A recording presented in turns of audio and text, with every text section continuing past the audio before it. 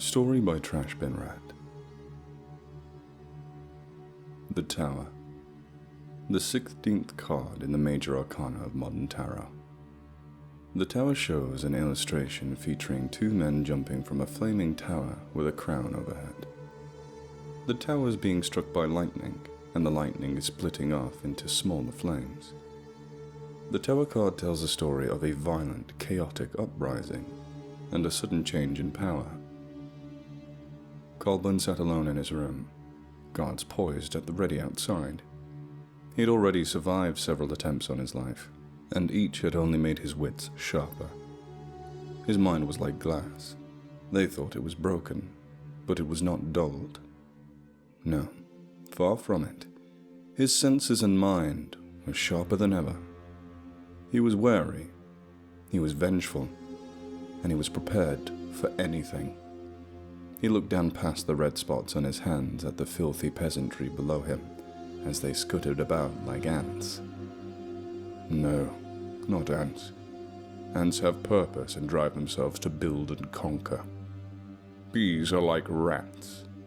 They think nothing save for food and fornication. Colburn hated rats. He hated them with a passion. Diseased messengers of the devil's pestilence itself. I can see the rats colluding, hear them conspiring within my walls to kill me. Nature itself, nay, the very gods deem me worthy of slaughter. Then they can strike me down themselves. Colburn the Black, they called him. Colburn the Mad, they said. He knew what he did seemed like madness. It may have seemed like tyranny, but he knew that the attempt on his life could come from anywhere at any time.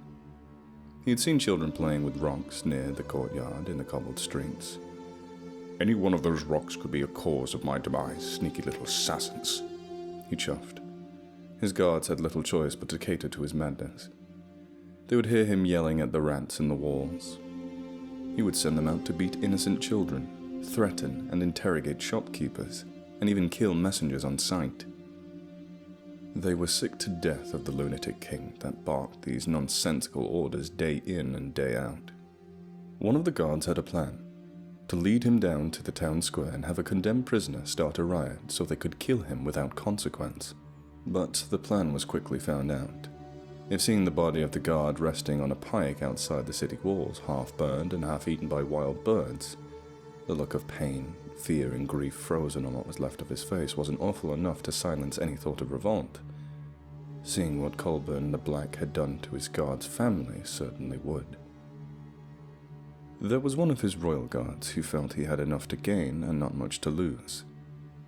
Einar was an ambitious young captain of the elite royal guard who had been colluding with the nobles from the neighboring settlements.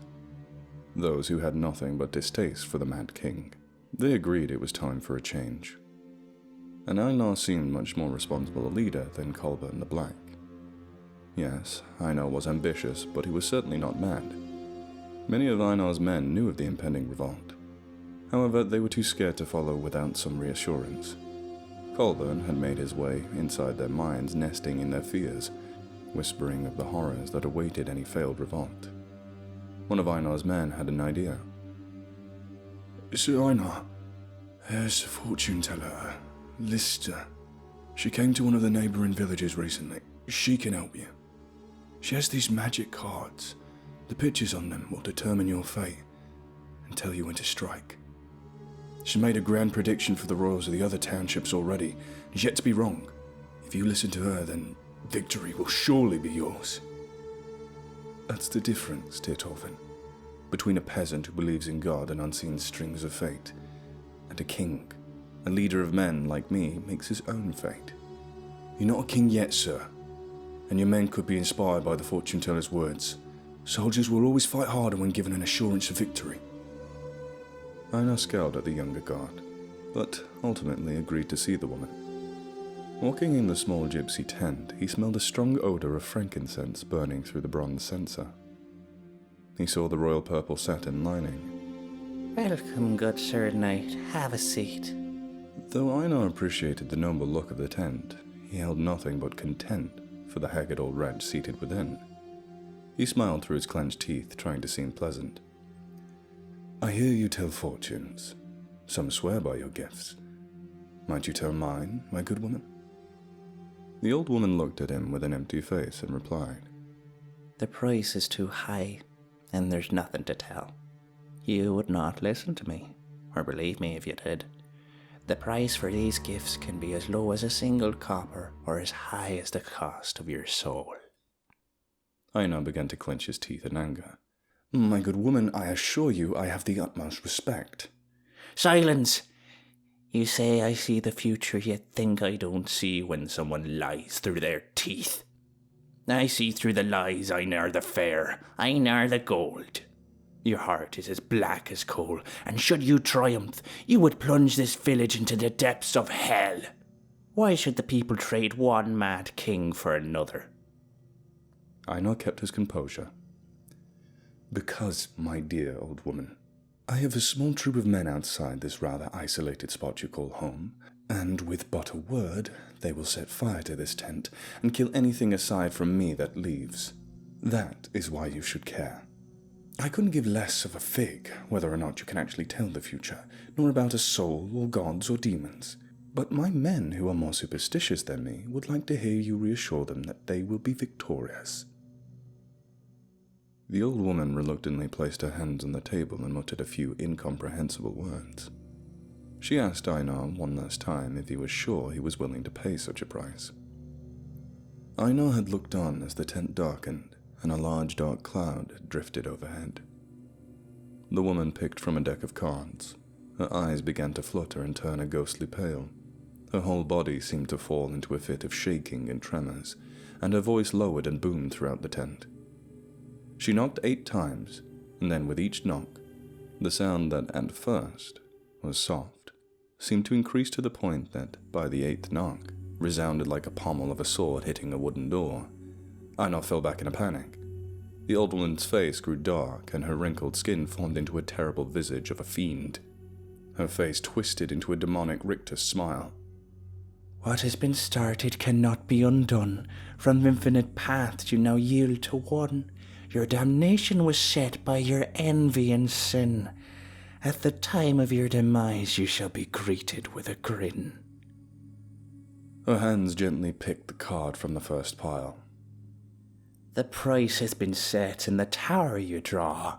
Kings overthrown, chaos, law. Einar came back to his senses and slowly stood up as he continued. The king, the knight, the 10 swords, betrayal, ambition, the vassal kills the lord. A kingdom upturned, surrounded by your desires. You shall laugh as you look down on his funeral pyre. Einar's fear was assuaged and quickly gave way once again to arrogance. Yes, quite. He straightened out his hauberk and robe, assuming once again the air of royalty. Now, old witch, you tell me what I need to do, and I will pay whatever paltry price you ask, and see to it that this kingdom is taken into its rightful hands. Einar emerged from his tent, and his men hesitantly approached him. They had seen the dark clouds and heard the thunderous voice from within. Mutterings of witch and demons were coming from the crowd. Torvin ran up to greet his master. Sir Einar, how went your talks with the teller? Is our victory assured? She is no lister. She is but an old mad witch. What shall we do then, sir? Burn the camp to the ground. Put an end to this gypsy who consorts with devils. Einar took the first torch and set fire to the dry grass surrounding the doorway of the tent. Archers, ready your bows! Inhuman screams from within the tent sounded into everything. Amongst the cloud of putrid smoking fat and sounds of crackling of skin, Einar grinned as he thought of a fiendish idea. Colburn had heard the scream too. He sat in his tower smiling. Knowing that the old gypsy woman and her eyesore of a camp was snuffed out brought him some small bit of joy. Many of the nobles had made dealings with her in the past, and none were sad to hear the scream that they thought had signaled the end of their debts to the creature in the tent. Einar was simply glad to know he would never see that demon's wretched face again. The next morning Einar set to work on his plan. Each servant and guard loyal to him was given the same materials and same instructions. A handcloth full of pitch mixed with saltpeter, among with a portion of fat to be taken with them in their pockets and left hidden within the tower. If anyone caught with them or asked where, they were to say it was for traps meant to poison the rats. After a day or two of this, the entire tower smelled of tar and Chinese salts. Einar had been working on another part of his plan as well. He'd been switching around so that his archers in the courtyard early evening each day to practice. His plan was falling together perfectly. Colburn had been making strange requests of Einar, having him taste his food and drinks, and having him leave wax and rags to plug up the rat holes in the tower. Einar has also noticed that Colburn had started to look more pale and ghostly. He almost felt sorry for him. Once a proud ruler who practically raised Einar, now a shriveled, scared wretch of a man. He wasn't sure if he felt more saddened or repulsed by this image. No matter, he thought to himself. Soon enough this land will have a proud lord ruling it. Until then, I suppose I'll bide my time, helping this old ghoul make rat traps. You see, Einar, even the lowest of tasks like killing rats should not fall beneath the scope of the king. One large rat can spread its disease and rot and infect a whole kingdom. Even the king is not immune to the dangers of rats. Alright, so we kill a few and leave them as a warning to others? No, my good boy, rats are bold creatures unburdened by the fear of death. They only think of their next meal. You must invite them in. Offer them food, and when they think they've won, they'll come out of their hole, reveal themselves. And that's when you crush them all with one swipe! Colburn laughed as the rat catcher brought a small weighted club down, gruesomely crushing a family of rats. The fateful day arrived, and Colburn had a task for Einar that had sent him away. He had summoned Torvin to his chambers to help watch over him. Colburn's decision to call Torvin to him is a puzzling one. But there's no doubt in my mind of Torvin's loyalty. The man's too stupid to deceive or betray me. Einar returned near the beginning of the evening to find the tower all but empty. He signaled his men to be ready and to wait outside as if they were practicing, so not as to arouse suspicion. He merely told them, "Remember, wait until sunset and aim high." He laughed to himself, not noticing the guards were wearing cloth over their noses. He walked the steps to Colburn's chamber, and he looked around and saw Colburn there with a bottle of wine looking solemnly out of the window. Colburn took a swig from the bottle and offered a drink to Einar, looking at the spots on his hands again. The young guard knew better than to accept, but poured himself a drink and another glass for Colburn, leaving the glass just empty enough to make it appear as though he had drank out of it. Colburn had looked at him, and Einar saw his red eyes and deathly pallor. What would you take from a dying man? My kingdom? My wealth? I would take nothing, my lord. I only wish you well and good health. Colburn laughed and asked Einar to fetch his robe. And do mine, Torvin. Einar was confused for but a second, until he opened the door and saw the body of Torvin sitting upon the ground, the blood soaking into the robes and rags all around him. Yes, it's as I say. Offer them food, and when they think they've won, that is when you crush them. Had you seen your friend Torvin's body upon opening the door to the room, you would never have dared to stay. But now my men have sealed off the doors and barred them from the outside. I've told them of the horrible plague that has afflicted us. And for the good of the kingdom we must be sealed away. One of Einar's men noticed another guard leaving the tower, and told the others that Einar had left, and it was time to fire. Einar struggled to look for a way out of the tower as he heard the guards slaughtering each other and arrows hitting the heavy windows. As one of the windows shattered, he saw the sky darkening and clouds forming overhead. You should drink up. The poison will make this much easier on both of us. You won't feel a thing, he said with a smile growing across his lips. Einar searched around the room looking for a way out, and found that the door was indeed barred with a heavy weight. He threw the weakened old royal to the ground and kicked him again and again, and then shouted to his men to hold their fire. The archers stopped their relentless assault. Einar walked over to Colburn laying on the floor. If you wanted to kill yourself, you could have just thrown yourself from the tower and have done with it. But you thought that you would try to seal me in your tomb as well. All of this is mine now. You hear me, you old wretch? This castle and kingdom and this wretched tower, all of it is mine! I'm going to march out of this room, even if I have to break the door down with my bare hands.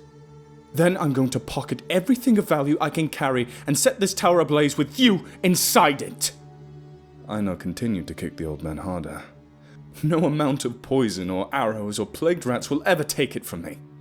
If the gods wish to strike me down, then they will have to do it themselves. As Einar stood over the body of the old tyrant, the dark storm clouds groaned and lightning struck the tower. The small cloths of pitch and fat and saltpeter practically exploded.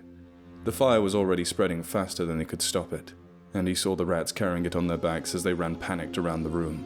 He lunged towards the door, trying to force it open, but before he could make it, the ceiling burned through and collapsed. With no way out, Einar dropped to his knees and laughed hysterically. My great plan, brought down by an old wretch and his rats! The body of Colburn had set alight, and though unable to feel anything, the old man's body instinctively moved in a sort of macabre dance. Chunks of blackened flesh fell to the ground, turning and popping. He saw the silent scream on his face as his body rolled around the floor, swatting at the fires and unwittingly feeding them. He heard the haggard old crone's demonic voice speak out. Surrounded by all you desire, you shall laugh as you stand upon his funeral pyre. Your bargain fulfilled, and now you pay the fine. You cannot escape. Your soul is mine. Einar wouldn't let himself be taken by this old witch, and he wouldn't let himself be found like this, a charred, disgusting sight, a cooked meal for the worms and rats to feast upon. There is no escape. Make your peace. I will roast your flesh, and your bones for my feast. Einar saw no other way. He threw himself out of the tower as the lightning struck again and the storm raged on. He was sure at least he escaped the hell the old witch meant for him. But as he fell, the last thing he saw was the flaming tower and the body of Colburn, his arms stretched wide as if to greet him, and his face blackened and twisted by the red-hot flames into a wide, demonic grin.